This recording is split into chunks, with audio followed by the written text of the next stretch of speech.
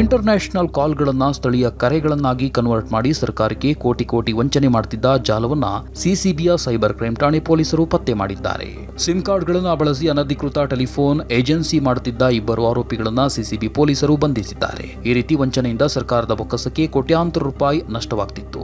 ಇದೀಗ ಸಿಸಿಬಿ ಪೊಲೀಸರು ಕೇರಳ ಹಾಗೂ ಬೆಂಗಳೂರಿನ ಇಬ್ಬರು ಆರೋಪಿಗಳನ್ನು ಬಂಧಿಸಿದ್ದಾರೆ. ಪರಿಣಿತ ವೈದ್ಯರ ತಂಡ, ಅತ್ಯಾಧುನಿಕ ಚಿಕಿತ್ಸೆ ತಡವಾಗಿಲ್ಲ, ಇಂದೇ ಕರೆ ಮಾಡಿ. ಎಜೆ ಕ್ಯಾನ್ಸರ್ ಇನ್ಸ್ಟಿಟ್ಯೂಟ್, ಕರೆ ಮಾಡಿ.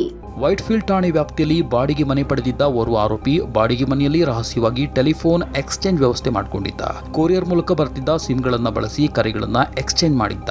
ಈ ಮೂಲಕ ತಿಂಗಳಿಗೆ 4 ರಿಂದ 5 ಲಕ್ಷ ಹಣ ಗಳಿಸುತ್ತಿದ್ದಂತೆ ಆರೋಪಿ. ಹವಾಲಾ ಮೂಲಕ ಪ್ರತಿ ತಿಂಗಳು ಹಣ ಪಡೆಯುತ್ತಿದ್ದ ಆರೋಪಿಗೆ ಸಹಾಯ ಮಾಡುತ್ತಿದ್ದವರನ್ನ ಕೇರಳದಲ್ಲಿ ಬಂಧಿಸಲಾಗಿದೆ.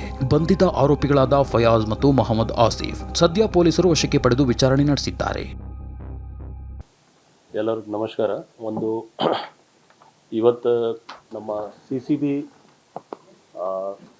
ಟೀಮ್ ಎಲ್ಲ ಜಾಯಿಂಟ್ ಕಮಿಷನರ್ DCP ಮತ್ತು ಅವ್ರ ಟೀಮ್ ಅವರು ಸೇರಿ ಒಂದು ಟೆಕ್ನಿಕಲ್ ತುಂಬ ಒಳ್ಳೆ ಕೆಲಸ ಮಾಡಿ ಟೆಕ್ನಿಕಲ್ ಆಧಾರದ ಮೇಲೆ 2 ಕೇಸ್ ಪತ್ತೆ ಮಾಡಿದ್ದಾರೆ ಅವರು. ಫಸ್ಟ್ ಕೇಸಲ್ಲಿ ಇದು ಪ್ಯೂರ್ಲಿ ಒಂದು ಟೆಕ್ನಿಕಲ್ ಆಧಾರದ ಮೇಲೆ ಕೆಲಸ ಮಾಡಿ ಮೋರ್ ದೆನ್ 702 ಸಿಮ್ ಕಾರ್ಡ್, ಅದು ಬೇರೆ ಬೇರೆ ಕಂಪ್ನಿದು, ಏರ್ಟೆಲ್, BSNL ಮತ್ತು ವೋಡಾಫೋನ್, ಅದು ಸಂಬಂಧಪಟ್ಟ 702 ಸಿಮ್ ಕಾರ್ಡ್ಸ್. ಒಂದು ಸಿಮ್ ಬಾಕ್ಸ್ ನಾವು ಏನು ಹೇಳ್ತೀವಿ, ಸಿಮ್ ಬಾಕ್ಸ್ದು ಇಲ್ಲಿಗಲ್ ಆಪರೇಷನ್ ಇತ್ತು. ಇದು ವೈಟ್ಫೀಲ್ಡ್ ಲಿಮಿಟ್ಸಲ್ಲಿ ಅವರು ಪತ್ತೆ ಮಾಡಿದ್ದಾರೆ. ವೈಟ್ಫೀಲ್ಡಲ್ಲಿ ಇದರಲ್ಲಿ ಮುಖ್ಯವಾಗಿ ನಮ್ಮ ಡಿಪಾರ್ಟ್ಮೆಂಟ್ ಆಫ್ ಟೆಲಿಕಾಮಿಂದ ದೂರದ ಆಧಾರದ ಮೇಲೆ ಯಾವ ರೀತಿ ಇಂಟರ್ನ್ಯಾಷನಲ್ ಕಾಲ್ಸ್ಗೆ ಅವರು ಲೋಕಲ್ ಕಾಲ್ಸ್ ಅಂತ ಡೈವರ್ಟ್ ಮಾಡಿ ಕಂಪ್ಯೂಟರ್ ಅಪ್ಲಿಕೇಶನ್ಸ್ ಮುಖಾಂತರ ರೆವಿನ್ಯೂ ಲಾಸ್ ಆಗಿತ್ತು ಸರ್ಕಾರಕ್ಕೆ. ಸೊ ಅದರಲ್ಲಿ ಸುಮಾರು 6 ತಿಂಗಳಿಂದ ಇದು ನೆಟ್ವರ್ಕ್ ಚಾಲನೆಯಲ್ಲಿ ಇತ್ತು. ನಮ್ಮ ಕೆಲವು ಮಾಹಿತಿದ ಆಧಾರದ ಮೇಲೆ ನಮ್ಮ ಅವರು CCB ಅವರು ಒಳ್ಳೆ ಕೆಲಸ ಮಾಡಿ ಸದ್ಯಕ್ಕೆ ಇಬ್ಬರು ಜನಗೆ ಅರೆಸ್ಟ್ ಮಾಡಿದ್ರು ಅವರು. ಇದು ಎಲ್ಲ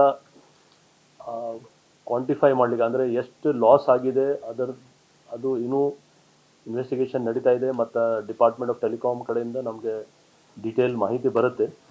ಬಟ್ ಮೋರ್ ದೆನ್ ಕ್ರೋರ್ಸ್ ಇದರಲ್ಲಿ ಸುಮಾರು ಜಾಸ್ತಿನೇ ಲಾಸ್ ಆಗಿದೆ. ಬಟ್ ಈಗ ಎಕ್ಸಾಕ್ಟ್ ಅಮೌಂಟ್ ಎಷ್ಟು ಲಾಸ್ ಆಗಿದೆ ಅದು ಹೇಳಲಿಕ್ಕೆ ಬರೋಲ್ಲ, ಯಾಕೆಂದರೆ ಅದು ಕ್ವಾಂಟಿಫೈ ಮಾಡ್ತಾರೆ. ಯಾಕೆಂದರೆ ಬೇರೆ ಬೇರೆ ಕಾಲ್ಸ್ ಬೇರೆ ಬೇರೆ ಕಡೆ ಲ್ಯಾಂಡ್ ಆಗಿದೆ.